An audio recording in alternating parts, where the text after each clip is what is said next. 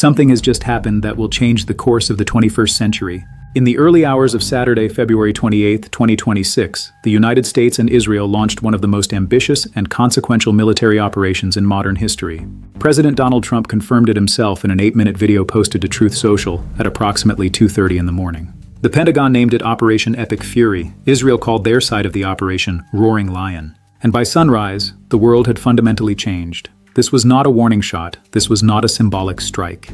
This was a massive, coordinated aerial campaign involving American warships firing Tomahawk cruise missiles, U.S. Air Force and Navy fighter jets, and Israeli F-35s, all targeting the very heart of the Islamic Republic of Iran, and the results of those first hours were staggering, in a way that nobody, even those who had been watching the buildup for months, was fully prepared for.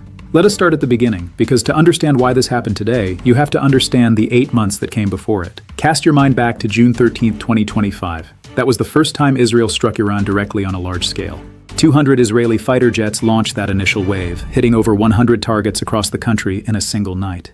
The opening salvo of that operation killed some of the most powerful figures in Iran's military establishment: Hossein Salami, Mohammad Bagheri, and Amir Ali Hajizadeh, as well as several nuclear scientists who had devoted their careers to advancing Iran's enrichment program. Iran responded within hours with waves of drones and ballistic missiles hitting Israeli cities. By the time it was over, the conflict had lasted 12 days and become known simply as the 12-Day War. At the end of that war, on June 24, 2025, a U.S.-brokered ceasefire took effect. The damage was severe. Iran's Red Crescent confirmed at least 610 of its citizens had been killed. Israel reported 28 deaths on its side.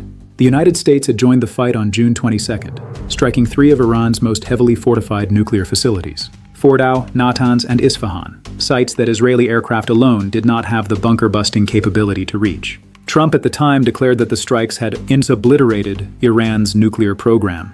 He was wrong, or at least only partially right. Because here is what happened over the next 8 months. Iran did not give up. The Islamic Republic, battered as it was, began quietly rebuilding. The IAEA reported that enriched uranium stockpiled at Iran's Isfahan site, enriched to as high as 60% purity, remained largely intact. In underground tunnel complexes that the strikes had not fully penetrated, Iran began making dozens of new ballistic missiles every single month. By February 2026, intelligence assessments confirmed Iran had actually stockpiled more missiles than it had possessed before the June 2025 war began. The clerics had used the post-war period not to accept defeat, but to rearm. Domestically inside Iran, things were collapsing in a different direction. The economy, already broken by years of American sanctions and financial mismanagement, was spiraling. Iran's own central bank had warned earlier in 2025 that 8 of its banks were on the verge of dissolution. The Iranian rial continued losing value. Unemployment was rising. Food prices were crushing ordinary families. Then, in January 2026, the streets of Iranian cities erupted in nationwide protests. People had endured enough economic suffering, enough repression, enough isolation from the world. The regime responded with a brutal crackdown. Tens of thousands of demonstrators were arrested. Reports describe thousands killed by security forces within just the first 48 hours of suppression. Amnesty International described the execution rate in the aftermath as the highest figure recorded in decades. The regime was arresting people across the country, with particular intensity in Kurdish regions, charging men with espionage and carrying out public executions. Trump had threatened to intervene over the mass killings but did not act at that moment. What he did do was begin a massive military buildup in the region: aircraft carrier groups, additional warships, precision munitions shipped by the ton to regional bases and naval vessels. The signal to anyone paying attention was unmistakable. Meanwhile, diplomats were still talking. The United States and Iran had been engaged in nuclear negotiations, mediated by Oman, throughout late 2025 and into early 2026.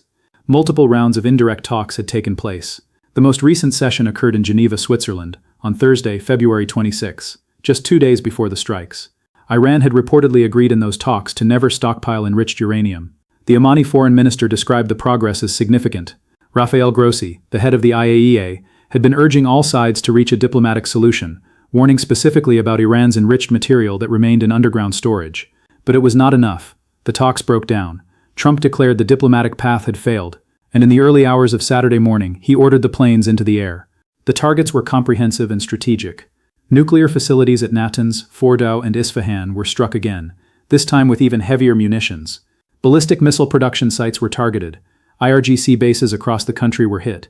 High-level political compounds in Tehran, including areas near the residence of Supreme Leader Ayatollah Ali Khamenei, were struck.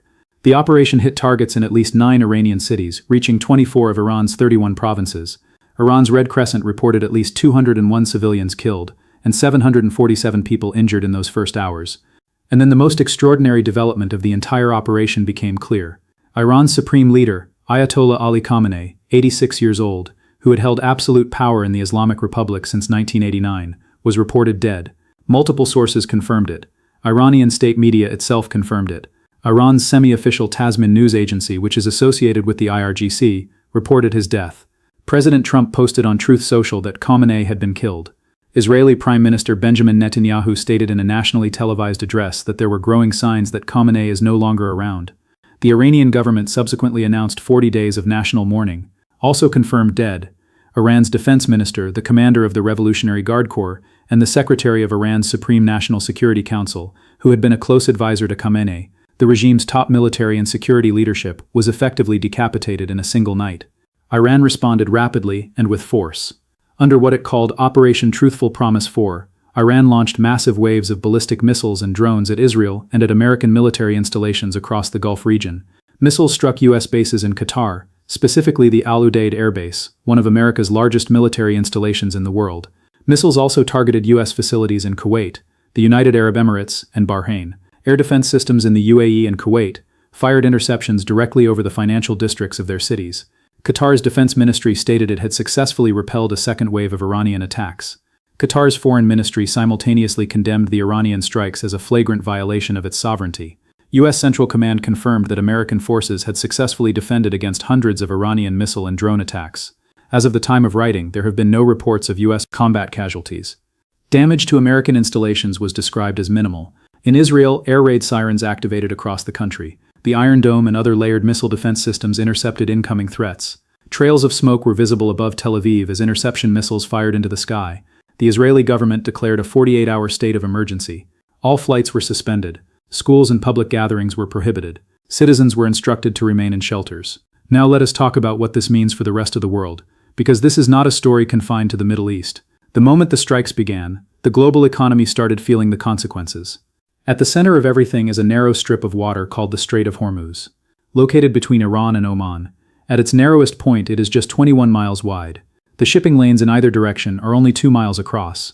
Yet through this tiny corridor, approximately 20 to 25% of the world's seaborne oil trade passes every single day. Over 20 million barrels of crude oil. That accounts for roughly 20% of global liquid oil consumption. Additionally, about 20% of global liquefied natural gas exports, primarily from Qatar, flow through the same waterway. The majority of these exports go to Asian markets. China, India, Japan, and South Korea are all critically dependent on this route. Iran has long threatened to close the Strait of Hormuz if it came under a major attack. That threat is now being exercised. A semi-official Iranian media outlet described the strait as effectively shut. Ships have reported hearing radio broadcasts from the Iranian Navy announcing that transit through the strait is banned. Dark vessel tracking, where tankers disable their transponders to hide their location, has increased by 200% since the strikes began. War risk insurance premiums for vessels in the Persian Gulf are projected to rise by up to 50%, and some insurers have suspended coverage entirely for vessels in the region. Oil tankers have been observed diverting away from the strait, with some holding outside the waterway and others turning back entirely. Oil prices reacted immediately. Brent crude, which had been trading around $72 a barrel on Friday, surged approximately 3% in the immediate aftermath to over $67 a barrel on the futures market. Analysts are warning of far greater spikes when full trading resumes. Bob McNally, a former White House energy advisor to President George W. Bush and founder of Rapidan Energy Group, stated plainly, "This is the real deal." He projected crude oil futures could rise by $5 to $7 a barrel when markets open Sunday evening. In a worst-case scenario, if Iran manages to effectively close the strait for a sustained period, he warned oil prices could spike above $100 a barrel. Oxford Economics, for its part, projects Brent crude trading around $84 a barrel while transit through the strait remains disrupted. If there is a full closure, the math becomes far more alarming. Analysts estimate the net supply impact of an effective strait closure at around 11 million barrels per day, accounting for alternative pipelines, demand destruction, and U.S. production at full capacity. The Saudi East-West pipeline and the UAE's Habshan-Fujairah pipeline exist as alternative routes, but analysts note they have severely limited capacity and cannot come close to replacing Hormuz flows. McNally put the stakes in the starkest possible terms. A prolonged closure of the Strait of Hormuz is a guaranteed global recession. The humanitarian situation inside Iran is already being reported as severe.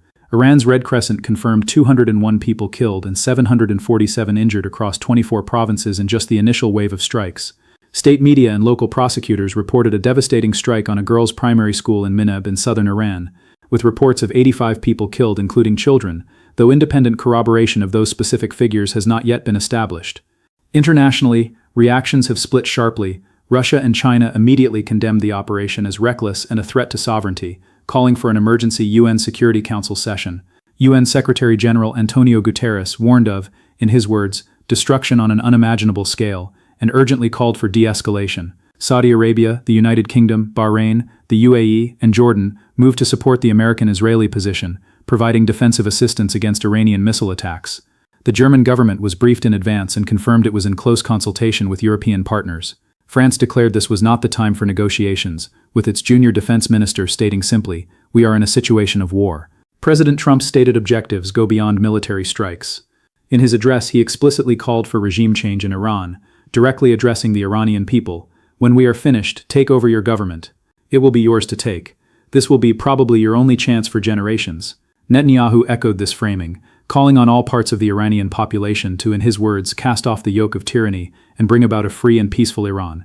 In London, protests both for and against the Islamic Republic were taking place simultaneously. Supporters of Reza Pahlavi, Iran's exiled crown prince who had publicly called on Trump to take action against the Iranian regime last month, were seen carrying his image through the streets.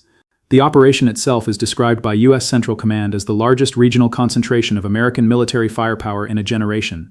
The first hours included precision munitions launched from air, land, and sea. CENTCOM's Task Force Scorpion strike used low-cost one-way attack drones for the first time in actual combat. A person briefed on the operation told NPR it was expected to last a few days, with Israel's military focusing on Iran's missile program as the primary target. The critical unknowns that will define the next 48 to 72 hours are multiple. The question of Iran's command and control is perhaps the most dangerous. With Supreme Leader Khamenei dead, the defense minister killed, and the IRGC command structure severely disrupted, who now speaks for the Iranian state? Local IRGC commanders, armed with ballistic missiles and drone stockpiles, may be operating without clear direction from a central authority. The risk of a decision being made in the field, either through miscalculation, panic, or desperation, is very real. Hezbollah in Lebanon has signaled readiness to enter the fight. If it commits its full arsenal, estimated at over 150,000 rockets and missiles, Israel would face a genuine multi-front war, simultaneously dealing with threats from the north and from Iran's remaining missile forces. The Houthi movement in Yemen has also signaled it could resume its attacks on shipping in the Red Sea. These proxy forces constitute what Iran built as its strategic deterrent, an axis of resistance designed to impose costs on Israel and America, even when Iran itself is under attack. The back-channel diplomatic communications that typically function as the quiet circuit breakers of Middle Eastern conflict have gone dark. The UN is calling meetings, but as the diplomats well know, the missiles travel far faster than any resolution. What happens next will be shaped by a series of decisions made in the next 2 to 3 days. Will Iran's remaining leadership be able to establish a coherent chain of command? Will the regime collapse or survive? Will Hezbollah open a full second front? Will the Strait of Hormuz remain closed, and for how long? Will global oil prices rise to levels that shock the world economy into recession? And will the Iranian people, exhausted, economically desperate, and watching their government's leadership be eliminated, respond as Trump and Netanyahu are hoping, by moving towards some form of political transition? The answers to all of those questions are genuinely unknown. What is not unknown is the scale of what has already happened. The 46-year history of the Islamic Republic, the entire framework of Iranian power in the Middle East, the nuclear program that generations of Iranian scientists built, and the proxy network that Tehran constructed across the region, all of it has been fundamentally disrupted in a single night. Whether this represents the end of one era or the beginning of something even more dangerous depends entirely on decisions that have not yet been made. The world is watching the Middle East tonight in a way it has not watched it since the 1973 oil crisis, or perhaps ever. The events of February 28, 2026, have redrawn the map. Whether what comes next brings stability or deeper catastrophe is the question that will define the rest of this decade. Stay with us. We will continue covering this story as it develops.